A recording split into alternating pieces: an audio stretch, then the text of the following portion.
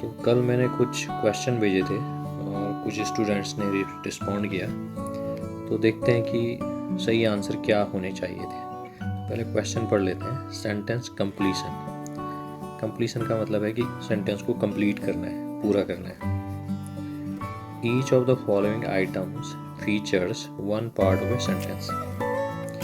ये कह रहा है कि each of the following items, यानी जितने भी नीचे आइटम्स हैं या क्वेश्चंस हैं उनमें से प्रत्येक features one part of a sentence, वो सेंटेंस के एक पार्ट को फीचर करता है, यानी कि शो करता है। फॉलोड बाय 4 ऑल्टरनेटिव्स, और उसके नीचे जो हैं 4 ऑल्टरनेटिव दिए हुए हैं। ठीक, ऑल्टरनेटिव का अर्थ समझ लीजिए ऑप्शंस हैं। Complete the sentences by choosing the correct alternative.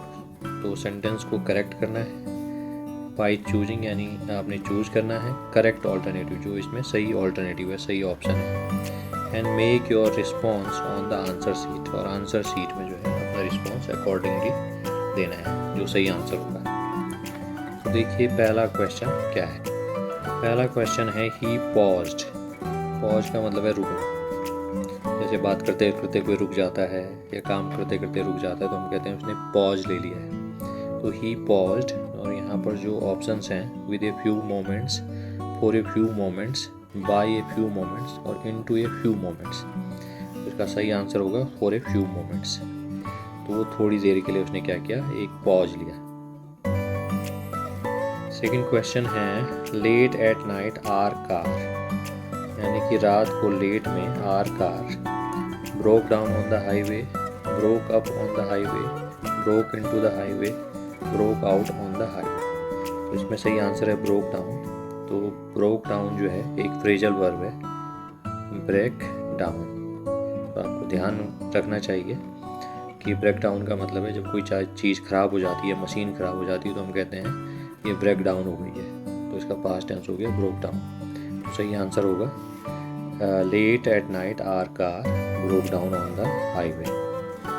Next question है all the countries signed the treaty, यानी कि सभी देशों ने ट्रीटी का मतलब होता है समझौता। तो उन्होंने जो है उस समझौते को क्या किया, साइन कर दिया, समझौते पे साइन कर दिए। Beneath Germany and France, except Germany and France, among Germany and France, during Germany and France. तो बाकी तो सब जगह जर्मनी एंड फ्रांस लिखा हुआ है, केवल पहले वाला शब्द थोड़ा डिफरेंट है। इन सब के अर्थ देख लेंगे। बीनीथ का मतलब होता है नीचे, एक्सेप्ट का मतलब होता है सिवाय, एमंग का मतलब होता है बहुत सारों के बीच में, ड्यूरिंग का मतलब होता है दौरान। तो इसमें जो सबसे सही ऑप्शन है वो है एक्सेप्ट, यानी जर्मनी और फ्रांस के अलावा सभी देशों ने ट्रीटी पर साइन किए, उस समझौते पर, उस संधि पर साइन किए। नेक्स्ट क्वेश्चन है आई रिमाइंडेड हर। रिमाइंड का मतलब है याद दिलाना।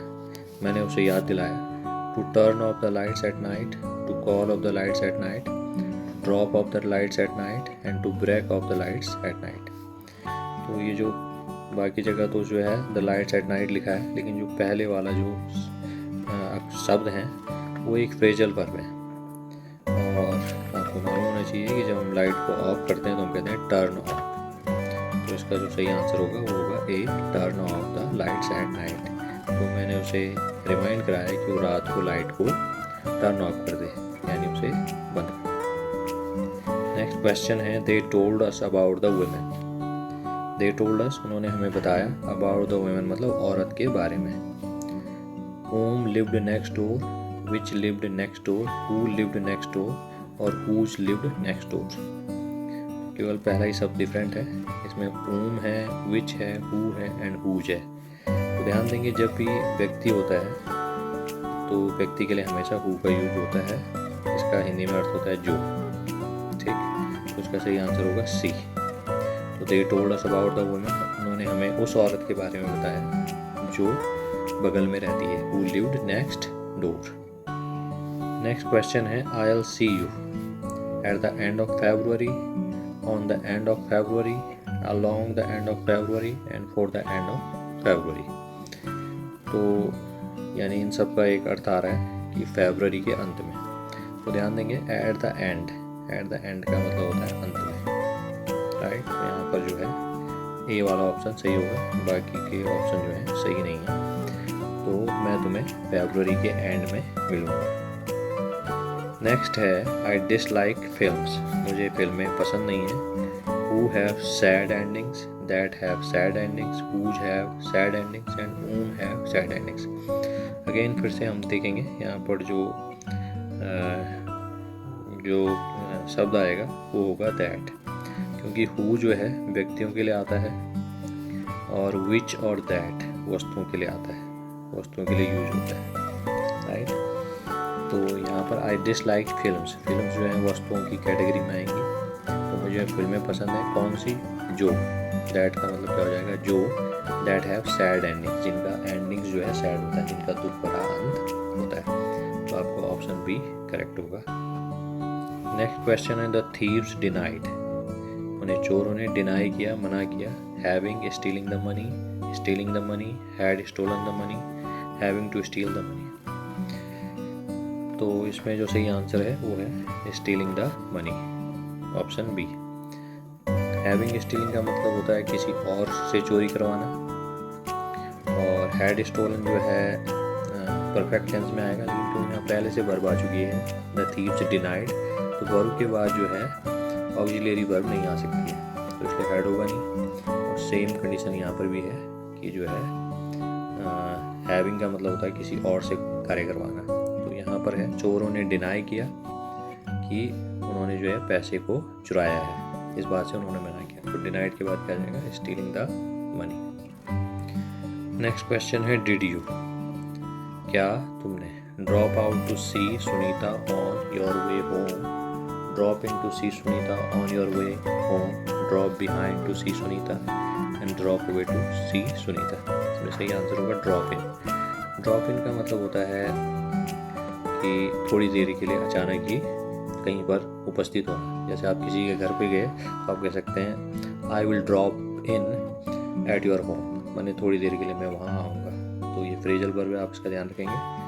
तो यहाँ पर इसका सही आंसर है बी, यानी कि थोड़ी देर के लिए रुकना, टू स्टॉप, तो उसको कहते हैं ड्रॉप इन। तो did you drop in.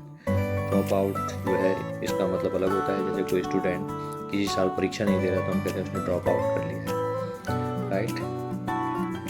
And last question है वुड यू लाइक टू, क्या आप पसंद करेंगे टू, क्योंकि टू जो है एक इन्फिनिटिव है, तो यहाँ पर आएगा meet her, would you like to meet her. Met नहीं आएगा क्योंकि इन्फिनिटिव के बाद पास्ट टेंस में यूज़ नहीं होता है, मेट नहीं आएगा। और मीट के बाद जो है विद का यूज़ नहीं किया जाता है, हम जो है डायरेक्टली पर्सन का यूज़ करते हैं।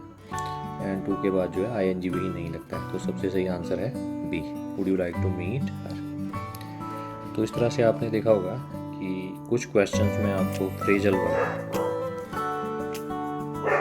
वर्ब के बारे में जो है फ्रेजल वर्ब की जानकारी कितनी इंपॉर्टेंट है आप लोग समझ गए होंगे कि किस तरह से एग्जाम में जो है इस फ्रेजल वर्ब से संबंधित क्वेश्चन पूछे जाते हैं। एंड दूसरा बेसिक ग्रामर आपको पता होना चाहिए कि हु किसके लिए यूज होता है, विच कब यूज हो जाता है, हु जो है मनुष्यों के लिए, विच या दैट जो है वस्तुओं के लिए यूज होता है। तो इस तरह से आप देखेंगे कि जो ग्रामर है वो कम्पिटिटिव एग्जाम के लिए कितना इम्पोर्टेंट है। क्वेश्चन को समझें, करें।